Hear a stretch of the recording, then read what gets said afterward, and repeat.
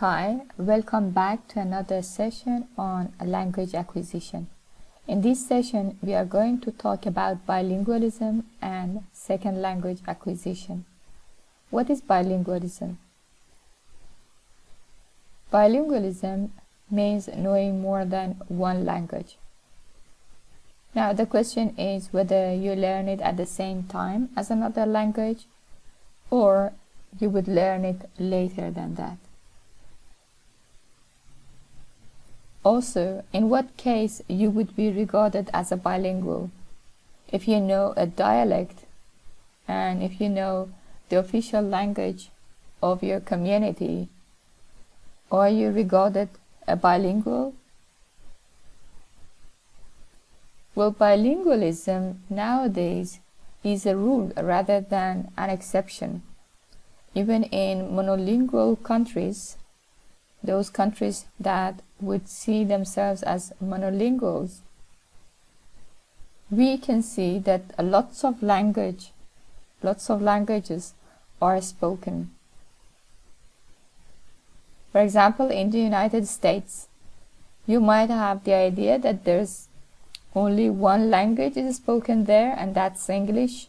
But we have seen that, well, some speakers are speaking American English, African American English. Some others speak Chicano, and there are lots of other Aboriginal native languages of America. So it seems that there would be very few communities, if any, that would be monolinguals. For example, in Iran, we are speaking a dialect at home. In most cases, we have a dialect in which we speak at home to our family members. And there's Persian as the official language.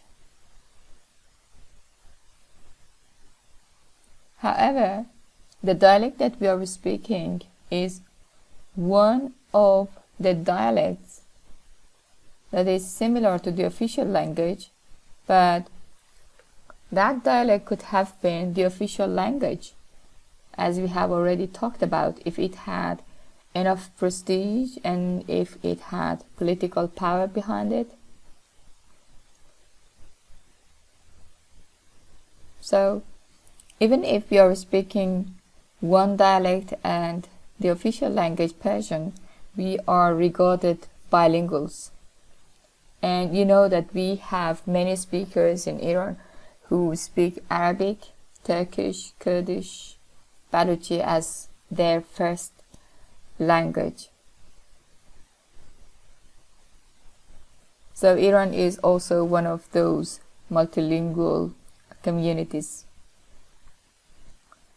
Now, before we start with the discussion of bilingualism, we need to make sure we know the technical terms that are used in this field.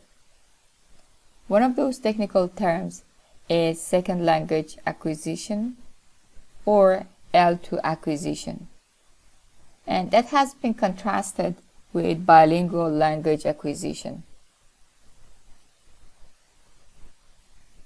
Second language acquisition would be used in cases that a person would learn another language as an adult or a child when they go to a society, to a community in which another language is spoken.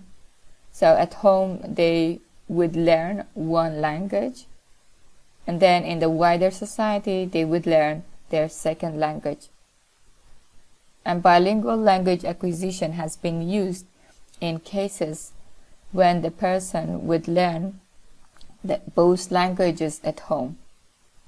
For instance, the parents are bilingual, the child would learn both languages, or it can be the case that the mother speaks one language and father speaks another language, and they would learn two languages at home from birth.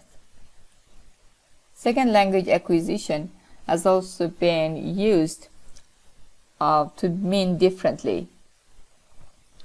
In some studies, it has been used for cases in which the additional language, another language, is spoken in the wider society, but at home they speak one language. For example, they speak Arabic at home, but in the wider society, Persian is spoken.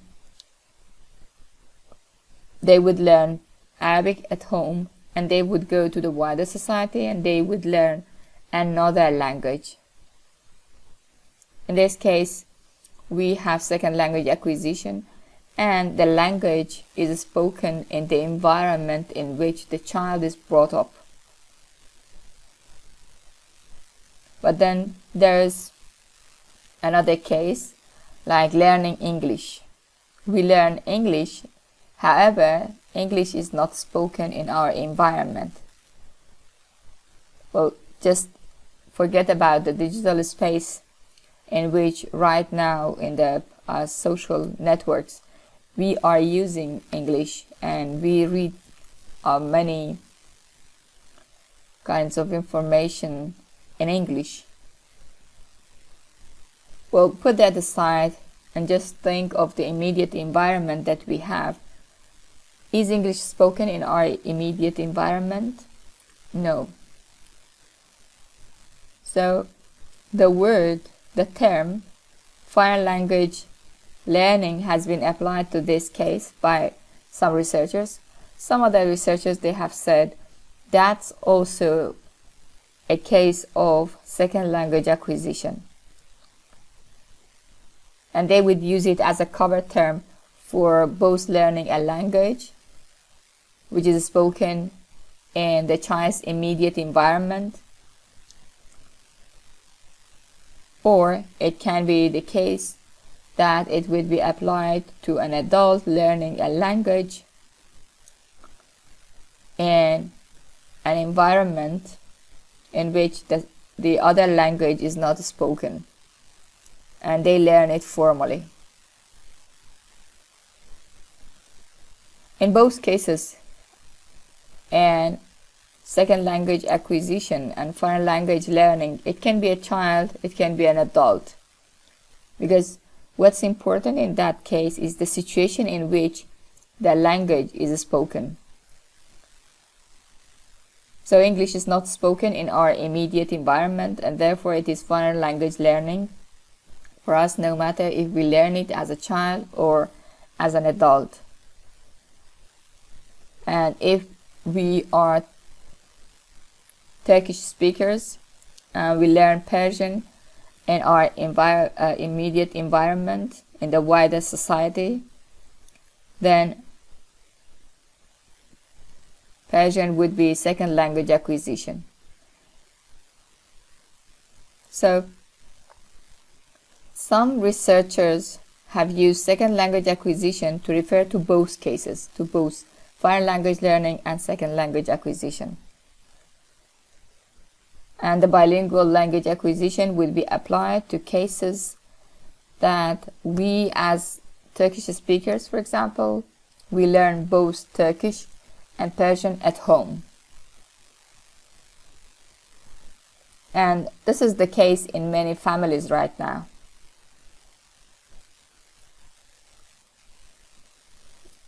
So, based on the same distinction, we can talk about two types of bilingualism. And one type, we say we have a sequential bilingualism, and that was what we gave as a definition for second language acquisition. That the child would learn one language, and then they would start learning another language. In simultaneous bilingualism, they learn both languages at the same time from birth. So it seems that bilingual language acquisition is what is referred to by simultaneous bilingualism, and second language acquisition refers to the cases in which we observe sequential bilingualism.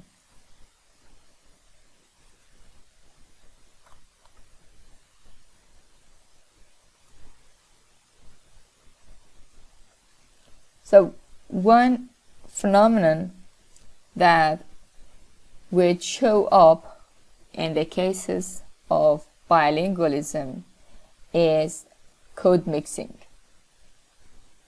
Code mixing means that speakers of those two languages, they would mix words from one language to another language, and therefore within one sentence you would see words from their both languages, like what you see here.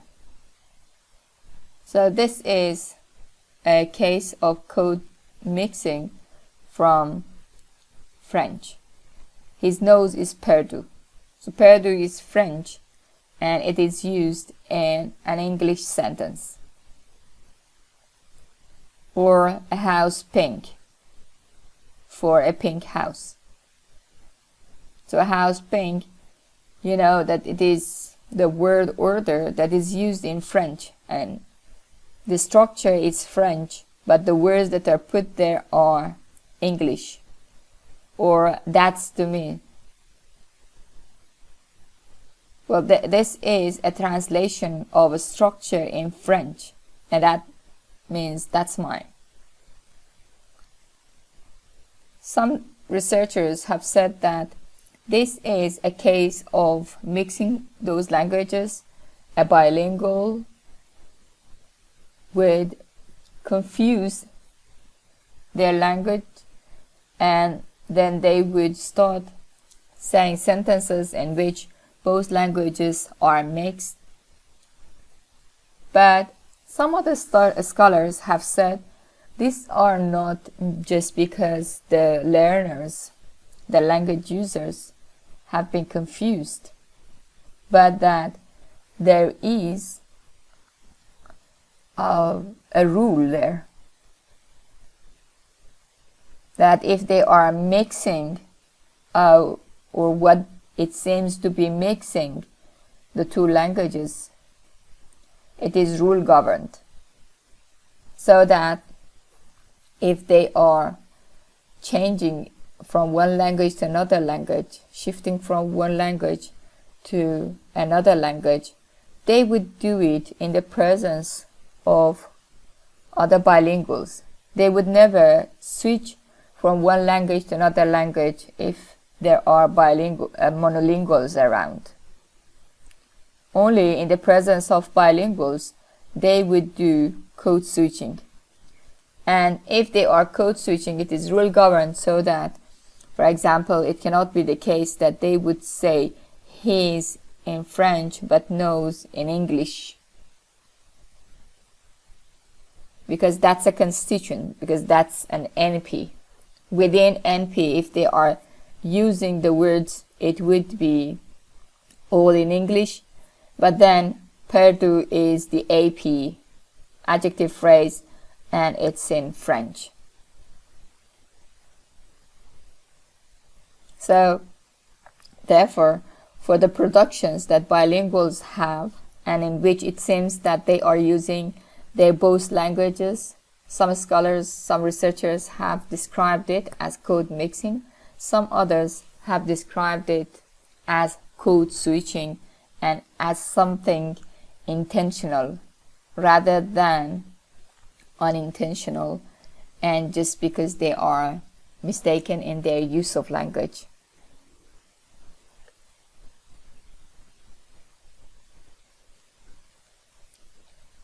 What theories do we have for bilingual development? There's one theory that says the child initially makes one lexicon and one grammar. So there's only one lexicon, one grammar, and then later they would be differentiated. Is there any support for that? Those researchers who support this hypothesis, they say that children are mixing words from different languages when they are speaking. This is telling us that there is only one lexicon and they mix the words from both languages. And another argument has been complementary of words. That is, if they know the word milk for that object, then they would not learn sheer for that. So they either know the English one or the Persian one. This complementarity of words in their lexicon, in the lexicon of bilinguals, has been taken as a support for unitary system hypothesis. There is only one system, only one lexicon, one grammar for both languages. And the mixing tells us that there is only one. However, there are counter arguments. The researchers who are disagreeing with this hypothesis, they say it can be the case that bilingual children do not know the same words in both languages. But if you look at the lexicon and the words that they are using, you would see that they are using lots of words that are overlapping. For the same object, they know words from their both languages. And that would make the existence of only one lexicon implausible. There should be two lexicons for their both languages. One lexicon, for example, for English, another for Persian. Or for Arabic, Persian bilinguals, they would have one lexicon for Arabic, another lexicon for Persian. And the same researchers, they have said it can be the case that they do not have the same set of words in both languages, and that is because their languages are used in different circumstances. For example, at lunchtime, one language might be used more, but in the playground, another language would be used. And therefore, they would learn the language in different circumstances, and they would have the words appropriate to those circumstances and the language that is used dominantly in that circumstance. So the dominance of languages in different circumstances would be the one that might influence the words that the child would learn. And the children are socially aware, and they know that what is appropriate in each situation. What is the appropriate word in each situation? The same as using words from their both languages as something that shows their competence, their communicative competence, that they know how to use language appropriately in each situation. They also know what words are appropriate for each situation, and they would use it accordingly.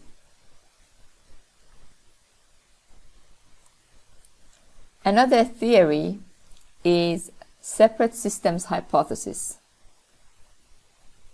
Based on this hypothesis, the bilingual child would build a distinct lexicon and grammar for each language. So they have two lexicons, one for Persian, another for Arabic, if they are Persian-Arabic bilinguals. Do we have any support for this? Well, the same productions by the children that have been used by researchers supporting unitary system hypothesis is also used here. But the researchers have paid attention to the situations in which they are code switching. When do they code switch? Is it the case that they code switch even in the presence of monolinguals, when nobody knows their second language? No, the children would not code switch in those cases. They evaluate the circumstances and they would use the language appropriately. They would look at their interlocutors, and if their interlocutors, they know the language, if they are bilingual, they would code switch. Otherwise, they would not code switch. And you know that language use is something unconscious. However, intentionally they are switching because they know what is appropriate to be used, but that is used automatically.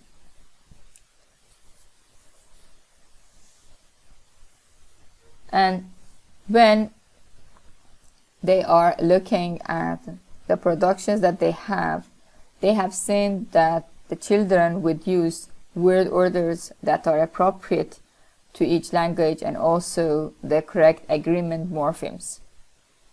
For example, in those languages in which the agreement of the adjective and the noun is important, like Arabic,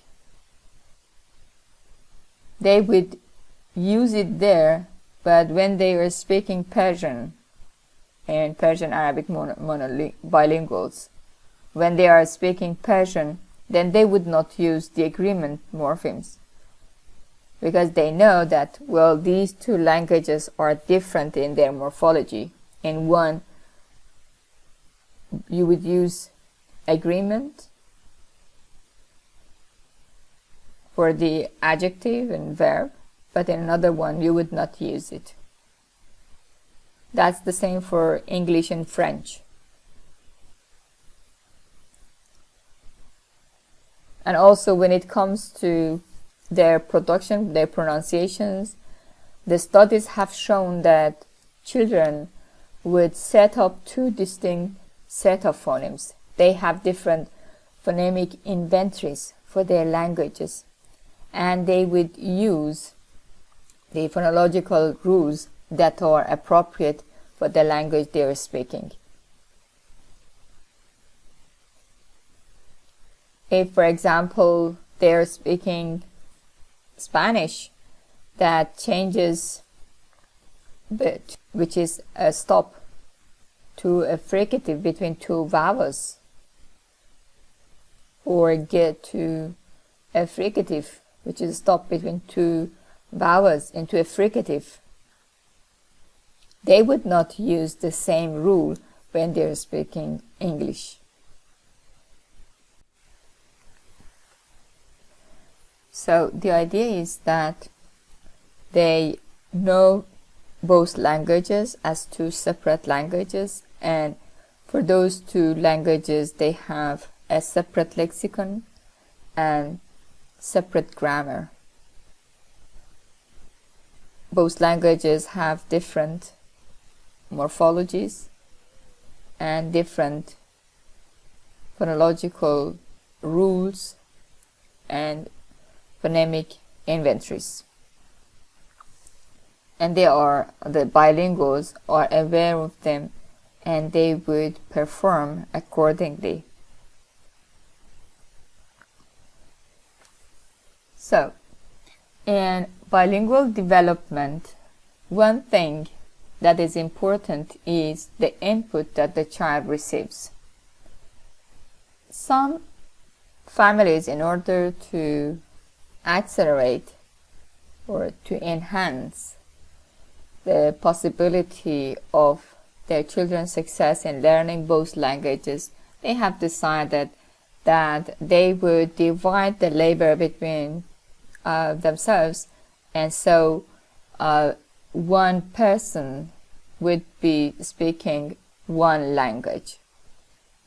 The mother would speak Arabic and the father would speak Persian in order to rear children who are bilinguals and who are proficient in both languages.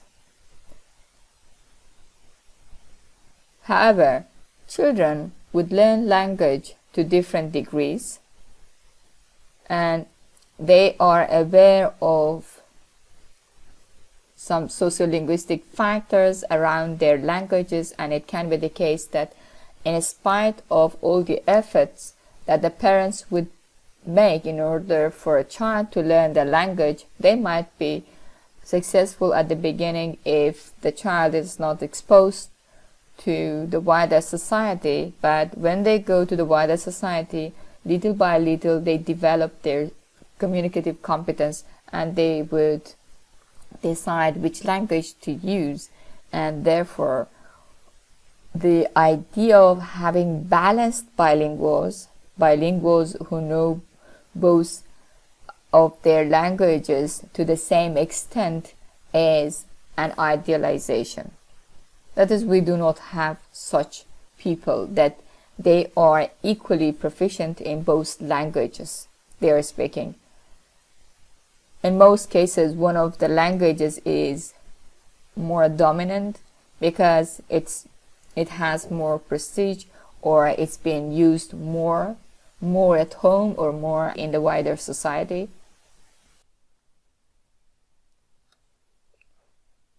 So it doesn't matter how hard the parents would attempt in order for their children to learn two languages to the same extent and be brought up as balanced bilinguals. The children would decide what to learn and to what extent.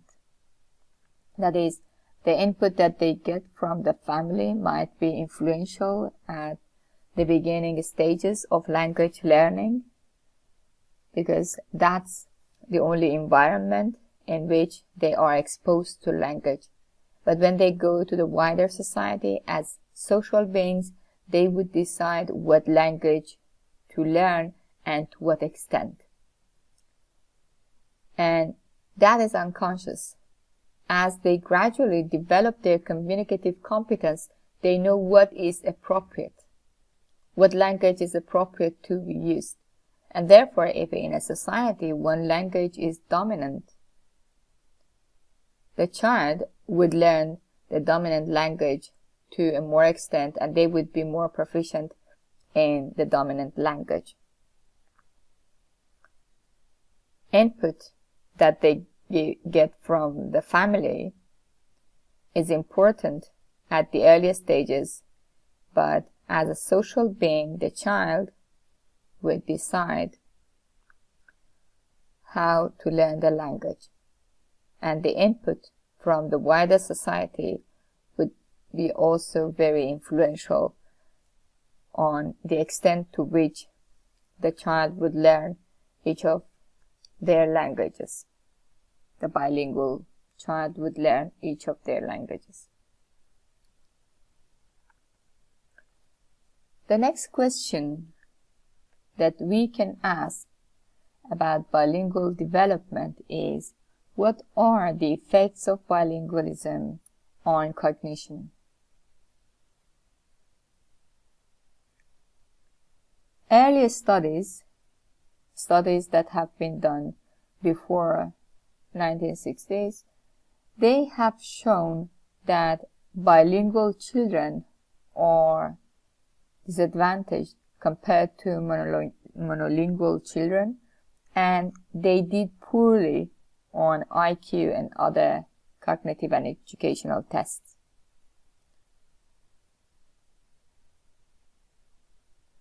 So families were really concerned so that their children would not be brought up bilingual, but that they would be brought up monolingual because of the code mixing view that was around at that time. And also the research showed the poor performance of bilingual children, saying that bilingualism affects the cognition negatively. And the parents did their best in order to prevent their children from being brought up as bilinguals. But when later researchers, they looked at the situations in which these tests have been done and the situations in which the children are brought up, they realized that what have caused this poor performance is not because of the children being bilingual, but it has been in their circumstances. For example, their socioeconomic status, or the attitude towards their language. For example, an African American English child would not feel good about their language because this has been regarded by standard American English speakers as being incomplete language, as being an impoverished language, and therefore they would not feel positive toward it, and the poor performance might not come from their being bilingual, but comes from the social factors that would influence the use of language. So later recent research, they have found that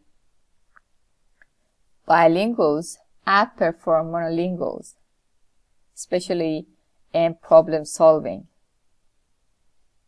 For example, if they have been given tasks that require them to shift from one task to another task, or in the games that there were changes in the rules, they could accommodate to these shifts and to these changes faster and better compared to monolinguals.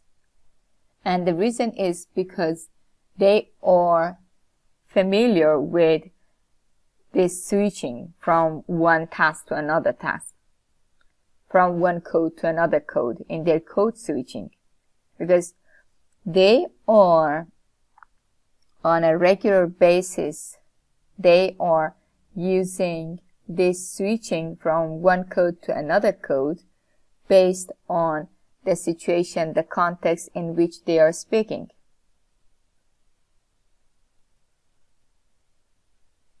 So in their everyday conversations, they look at who they are talking to, and accordingly, they would choose which code to use and to what extent would use it. That is, using the language in a contextually appropriate way. So this is a kind of problem solving, that they are in a certain context with the interlocutors speaking different languages, and the child would decide which code to use. And when there are shifts, they would also shift to those languages. So this would be completely different from the time that the child has only one language at disposal, and they have to stick to that no matter what are the circumstances. So therefore, they have a kind of practice at problem solving early in their life, because they know two languages and they have to decide in different situations which one to use and to what extent they can use it. Another benefit of bilingualism is that bilinguals have metalinguistic awareness. They have a better metalinguistic awareness. That is, they know more about the language, because they are speaking two languages, and since they have to decide how to inflect words in one language in contrast to the other language that they are speaking, and they learn what are the similarities and what are the differences, and they know about it. So this brings with it metalinguistic awareness, a kind of conscious awareness about the language, not of the language. So a monolingual knows the language and uses that. But a bilingual knows that there are different codes with different words and with different rules.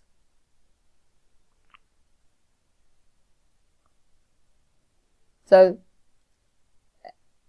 this would equip the bilinguals with something extra that a monolingual would not know.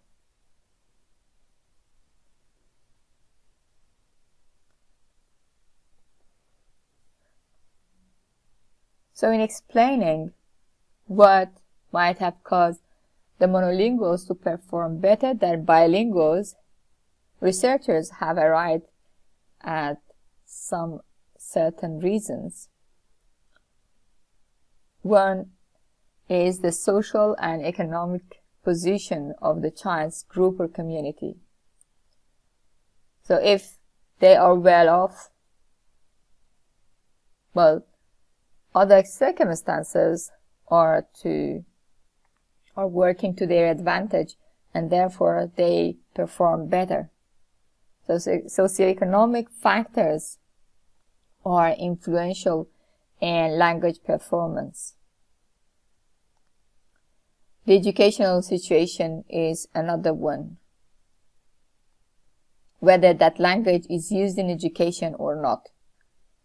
For example, if you are brought up in a diagnostic situation in which one of the languages, which is the official language, would be used in education, but the other language is limited to home, and you can only use it with your family members and friends, well, you would not have a better performance in the official language that is used in the wider society, and that might show that you are not as good as others. But it's just that one of the languages, one of the codes has been given prominence. If both codes are given prominence and both are used to the same extent, then the differences would be decreased. Or the relative prestige of their languages, that's also one of the reasons that might cause a poor or a better performance.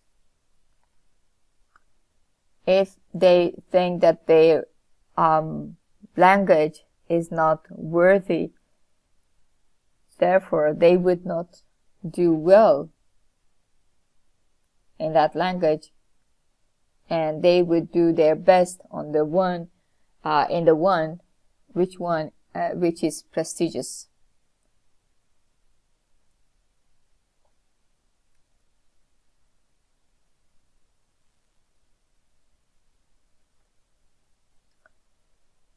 So now, about second language acquisition, and we said that the difference between bilingualism and second language acquisition is that in bilingualism, the children would learn both languages at the same time at home, and this has been also called by simultaneous bilingualism. And in second language acquisition, the child or adult would learn a second language after they have mastered a first language, or even before they master it, but it comes later compared to their first language. And it might be a second language which is spoken in their environment, or a language that is not spoken in their immediate environment and they are learning it as a foreign language.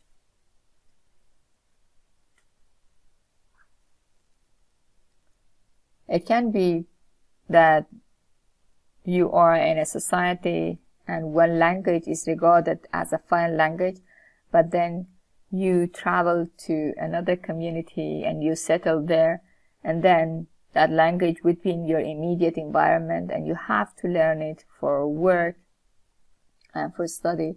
That would be also a case of second language acquisition. So the question is second language acquisition the same as first language acquisition? One thing is sure, that if a person learns a language in adulthood, it's highly probable that they would not learn the language in a native way, and they would not develop a native-like grammatical competence, especially when it comes to the pronunciation.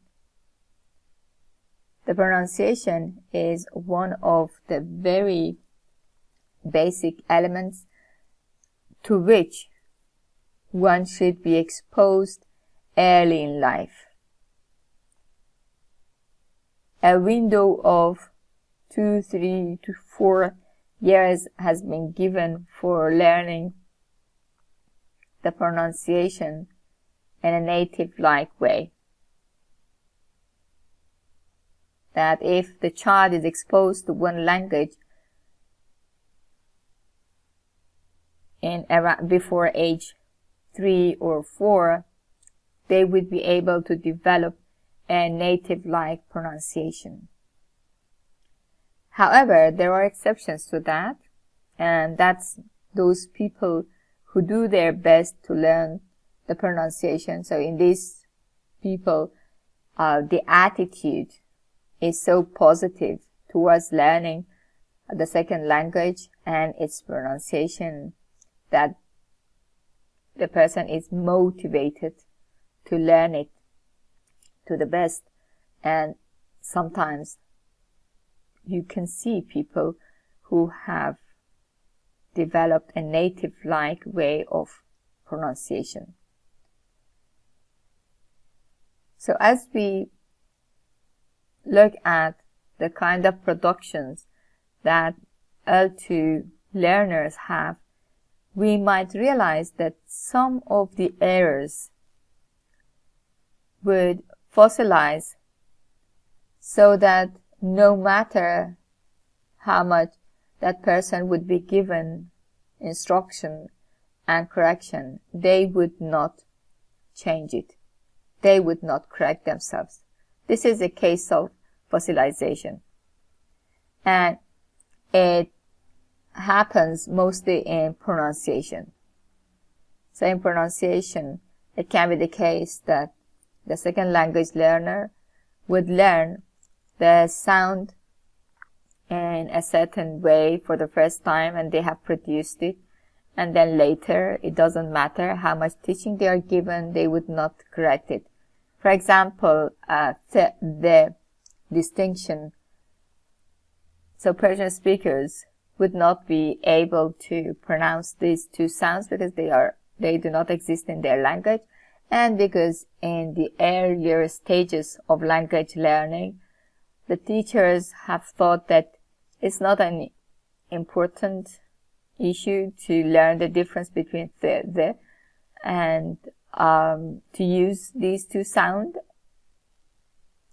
So they would not pay attention to it, and these errors that would show up in the earlier stages, they would stay with L2 learners up to the end in most cases. Or another case is the sequences of consonant clusters like school, sport, spy. So in these cases, because teachers might have not paid attention to these consonant clusters, being produced correctly. So language learners would learn it the way the teacher has taught them, and then it fossilizes, and it's not easy to get rid of that later. So in our pronunciations, besides what comes up in the segment, at the segment level, we have some errors that we make on phrase level and on sentence level, and they have been fossilized and they cannot be corrected. Or it can be the case that the use of third person singular on verbs, that might become problematic, because this, like all of the other verbs, they do not get any inflection, and this verb that gets inflection, that becomes problematic. Or the use of he, she sometimes, well, because we do not have a gender distinction, it might fossilize. So we are not talking about those of errors that might come about because the person makes a mistake in referring to a person by he or she, but we are talking about a certain error that shows up regularly. So those errors are said to be fossilized, and it's not easy to unlearn these points. So another difference that has been talked about in answering this question is that L2 acquisition does not go in a uniform way the way L1 acquisition has been. Adults are different in their ability to acquire L2 completely. So that's completely different from what we have seen in L1 acquisition. If you remember, we said that, well, one of the arguments for there being the universal grammar is that all of the children are learning language rapidly, and they go through uniform stages, similar stages in their development. And finally, they learn the language uniformly. But when it comes to L2 acquisition, well, the variation is a lot. In some cases, some of the adults, after years of language study, they would not be able to learn that language. However, they make a lot of effort to learn the language. They would start and they would fail, and they would start again and they would fail. But we have also seen some adults who have learned the language in a very short time, and also some cases have been reported that the person doesn't have a high cognitive ability, but in spite of this, they have learned many second languages, many languages as their additional languages. So adults are not learning the language uniformly. However, about children and learning first language, we can say that most of them are learning language in a rapid, uniform way. That's the reason that some linguists have posited fundamental difference hypothesis. Based on fundamental difference hypothesis, second language acquisition is fundamentally different from first language acquisition.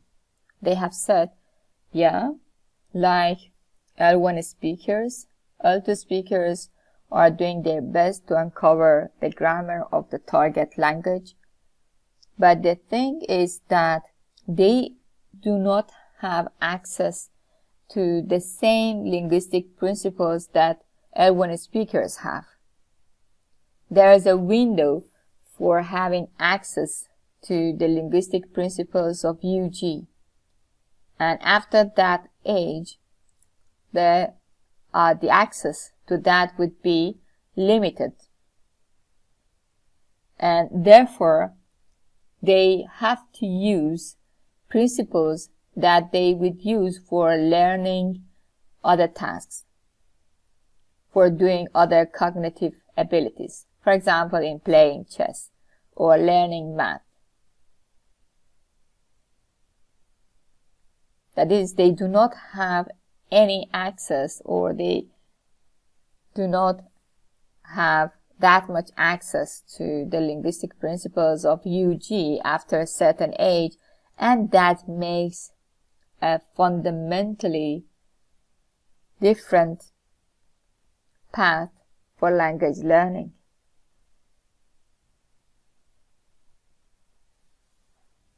And it's no surprise if adults are learning the language in a different way compared to children. However, if children learn the second language, they would still have access to some of those linguistic principles of UG that they use for their first language. But the thing is that it can be limited for the phonology, for learning phonological rules of the language. But for syntax and for morphology, they have it at their access. And adults seem to be using principles that are different from the principles that L1 speakers are using. And brain imaging has shown that adults are using mostly their right hemisphere in learning the second language compared to children that would use their left hemisphere. So we learn in the next chapter that left hemisphere is lateralized for a language.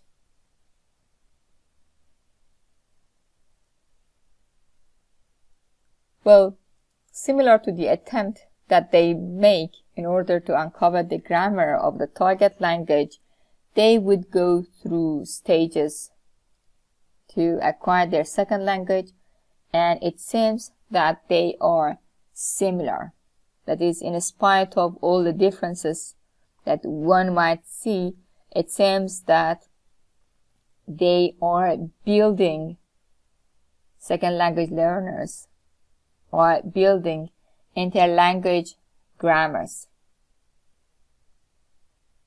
That is, the intermediate grammars that they learn on their way towards the target language.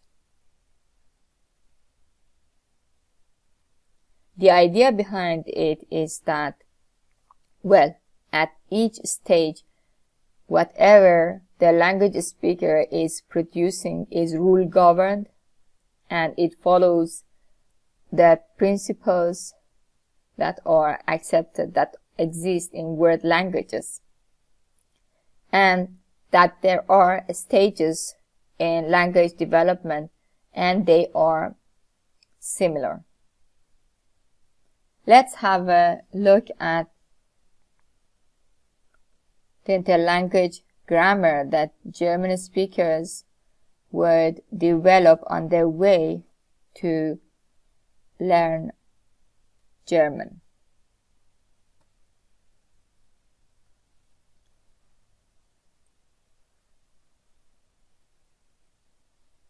So, what we are discussing is what the learners of German as a second language would learn if they are speaking one of the Romance languages or even the Germanic language English.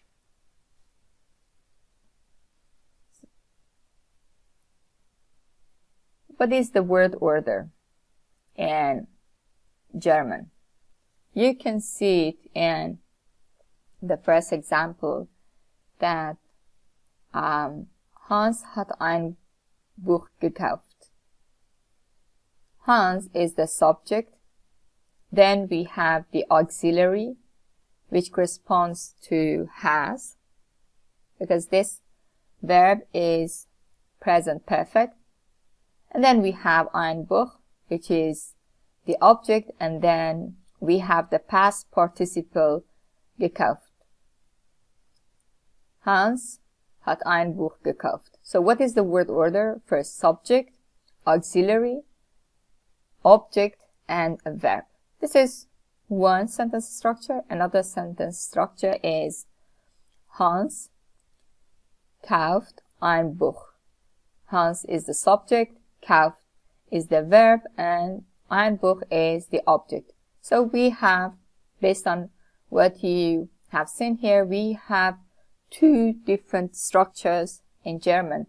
When you have an auxiliary, the auxiliary comes in the second place, then comes the object, and the second part of the verb, the main verb, would come after the object. But if it's in past, or if it's in present, then and the verb is simple, so the case is that the verb should be simple, then it would come in the second place after subject. So what are the stages that speakers of Italian, Spanish, Portuguese, and German would go through in learning German word order? So in the first stage, they would use the German words, but they would use the word order of their native language. For example, compare it to the first sentence. Mein Vater hat gekauft ein Buch. So rather than using gekauft after ein Buch, they have used it in the same word order as their native language.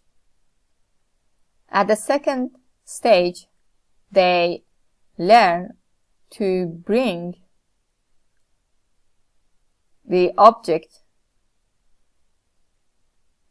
before the main verb, but in this case, in this sentence, which is a wrong sentence in German, well, we do not have any auxiliary, but then they have changed the position of the object mir. So here the sentence is mostly ungrammatical.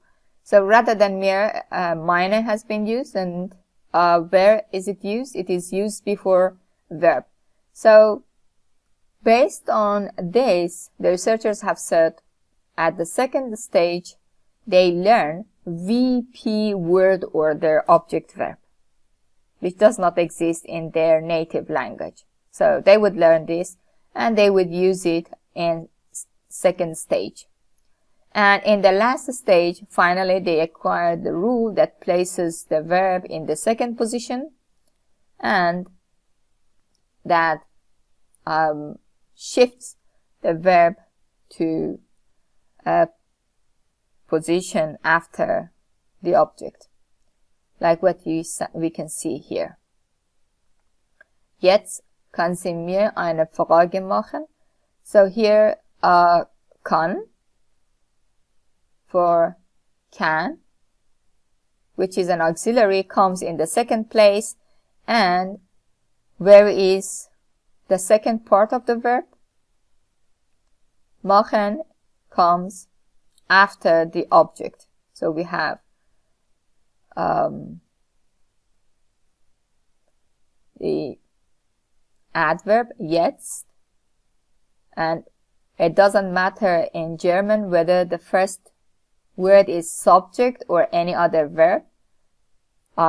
Whatever comes at the beginning, whatever constituent comes at the beginning of a German word would be the first constituent, and the second constituent would be either a verb, a main verb, like what we have here, or what we have in Hans kauft, or an auxiliary, like what we have here, or we have it here. So we have the adverb, the auxiliary, and then we have the subject, object 1 and object 2, and then the verb. This is what comes at the end. Or here we can see ich kenne nicht die Welt. Here kenne, the main verb, comes in the second place. So what we wanted to say in this slide is that a learner of a second language would go through stages, and these stages seem similar to what L2ers, all second language learners, are going through. It seems that they show the same pattern in learning a second language, a similar second language. That first they would learn and use the words of the target language, but the grammar of their own language, and gradually they would learn where they might put the verbs and the objects, like how to use the grammar rules of the target language, however incomplete. But then comes the last stage, in which they acquire the rule completely. So this was an example of interlanguage for speakers of Italian, Spanish, Portuguese, and English as they are learning German.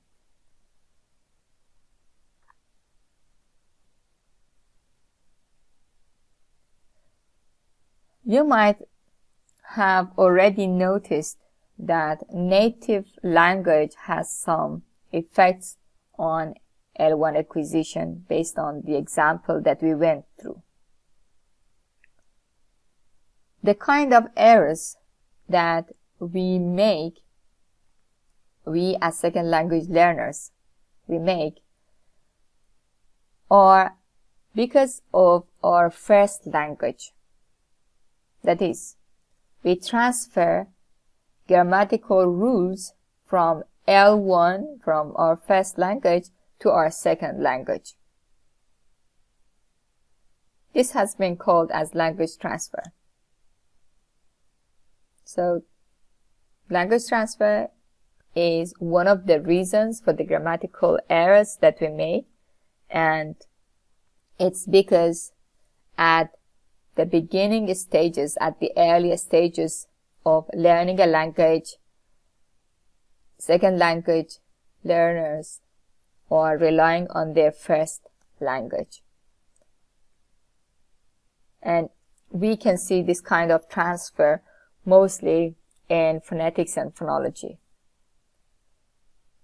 So for instance, Persian speakers of English and Spanish speakers of English, they do not have any consonant clusters at the beginning of words.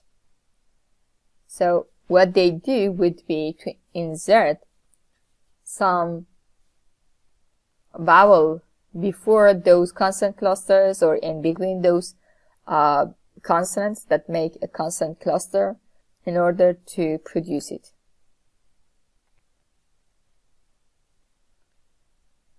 A Persian speaker would say strange. A Pakistani speaker would say strange. That is, that that Persian speakers would put at the beginning of this consonant cluster st. Pakistani speakers of English would put it between s and t. Strange.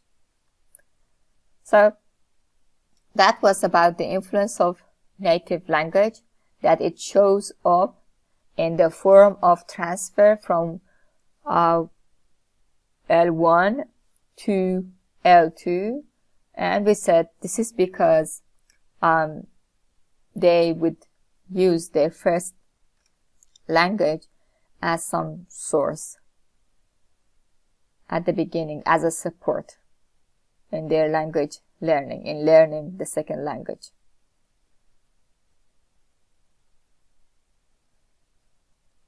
So we come to the discussion of heritage language learners. Who are they? So in Iran, Arabic families would speak Arabic at home. Their children would hear it at home. They might learn it, that is, they might be given some support from parents, and they would learn the language. They would learn Arabic at home. Or it might be the case that the parents would think, if they are brought up with Arabic accent, with Arabic pronunciation, or some Arabic rules, their children might not do well at school, and therefore they prevent them from learning Arabic at home. And those children would just hear Arabic, would understand it, but would not be able to produce it. These are called passive bilinguals. Passive bilinguals are those bilinguals who know the language and who understand the language, but they are not able to produce it. So the child, therefore, might learn the language to speak, or might be prevented from learning the language and would just hear the language. And they go to the wider society. Well, at the earlier years of instruction, Persian is taught. But after 6 years, they start, or even earlier, they would start teaching Quran and teaching Arabic in school. So, these language learners who have learned Arabic at home, but then they have stopped using it in the wider society, and then later they would learn it academically. They are called heritage language learners. So, the definition of heritage language learner is someone who is raised with a strong cultural connection to a language through family interaction, and who decides at some point to study that language more formally. So Arabic speakers, Arabic Persian bilinguals in Iran, they are kind of heritage language learners. Or some Turkish speakers, if they learn Turkish at home, but then in the wider society of Iran, they are not able to use it, and they would learn Persian and other languages in school, but then they go to Turkey or some other country, and they would start learning Turkish formally. They would be heritage language learners. One thing that might happen about heritage language learners is language attrition. That is, because they switch to the dominant language, they might lose their heritage language. So they know a language, they know Arabic, but because they switch to the dominant language, that is Persian, they may begin to lose their heritage language. And it might be the case that they just lose only one aspect of that. For example, phonetics and phonology of that language, but they would not lose their knowledge about morphology and syntax of that language.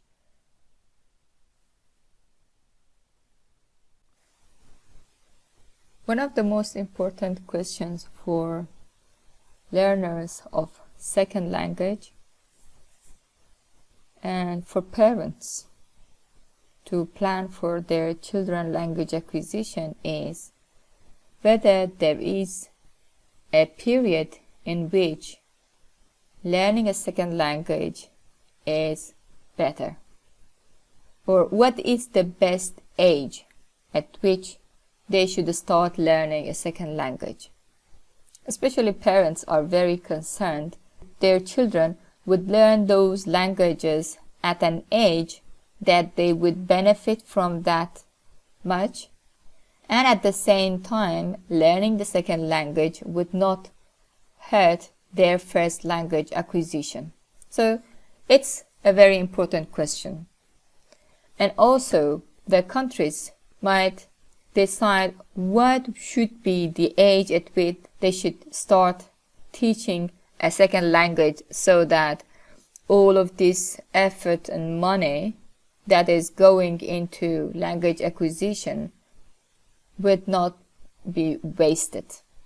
So the thing is that as the person gets older, these abilities, these language acquisition abilities, decline. And there are some periods in which the language learning is the best, and it would lead to a native-like learning of some aspects of the second language. For the first language, we have a critical period of something around 12 to 13. That's the same for second language acquisition, that somewhere around that age, the acquisition of syntax and morphology, if it happens before it, it's good. If it's happening after that, it would be less successful. But for phonology, this window is even shorter, and that's limited to the first years of life, something around 4.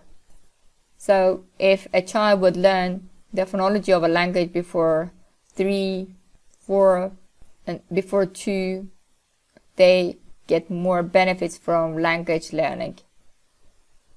After that, they might not be able to achieve a native-like mastery of the language. However, we have exceptions. That is, the effort that you put into it, and also the motivation, the attitude that you have towards the language is very important. But age is also one of the most important factors, and studies have shown that the abilities to learn a second language like a native person decreases as a person gets older, and after age 13 it seems that learning syntax and morphology is not as easy as it has been before that age. Also, studies have shown something about overhearers, those that hear the language as children, but they have not spoken those languages. It's mostly for heritage language speakers, because they are the kind of language learners that might have heard the language in their environment, but they have not used it for communication. So these overhearers, if they are taught that language, they would acquire a more native-like accent compared to other students who are learning that language. However, when it comes to morphology and syntax, it seems that they do not show any advantage. Just to give an example that would be familiar to you, a Persian Arabic bilingual and a Persian monolingual, when they are learning Arabic, well, when it comes to the pronunciation, it seems that the one who has learned Arabic at home, they do better compared to a Persian monolingual. But when it comes to morphology and syntax of Arabic, both language learners would perform similarly, and Persian Arabic bilinguals, they do not show any advantage in learning them unless they have used it. So we are talking about overhearers. We are not talking about those who are using Arabic at home, but those who have heard Arabic at home but they have not used it. And some of them would say that they do not understand some of the sentences or some of the words in their language. So this holds for those Arabic Persian bilinguals who are overhearers. Of course, if you use the rules of morphology and syntax and you speak Arabic at home, then at school you would show an advantage compared to the student who have not used the language earlier. So we finish this chapter by neurological effects of second language acquisition.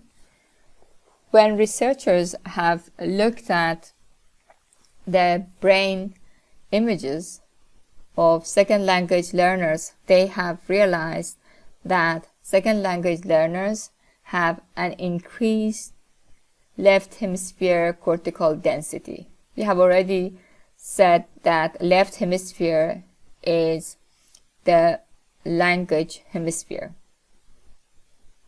and second language learners have shown more cortical density in their left hemisphere compared to monolinguals, and especially in early second language learners this can be seen. It is, the earlier the language learner would learn a second language, it would be used in the left hemisphere, and therefore the cortical density of left hemisphere would increase. So this is in line with what we said earlier, that if you learn the language as a child, then you would use your left hemisphere and you would use the same principles that you have at your disposal in learning the first language. But if you learn it later in your life and after an age that as you do not have any access to universal grammar, to the principles of universal grammar, and you would not be able to use the left hemisphere anymore, you would use the right hemisphere and the kind of principles that you would use for learning any other task. Like language learning would not be then like the way you are learning it in childhood, but it would be like learning to do any other cognitive ability. In that case, you are not using the blueprint that you have for language, which is in the left hemisphere, but you would use your general cognitive abilities. And that is why it says that in early language learners, in early second language learners, you have more cortical density, a higher cortical density in the left hemisphere compared to late second language learners. Because late second language learners are learning the language mostly by their right hemisphere. And they have seen that there is a positive relationship between brain density and second language proficiency. That is, the more proficient a speaker is in a second language, the brain density is higher. So the higher the proficiency, the higher the brain density.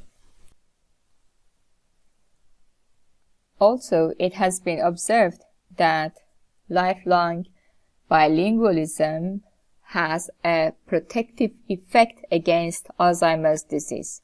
So those who have been bilingual, they show the first symptoms of Alzheimer's 5 years later than others.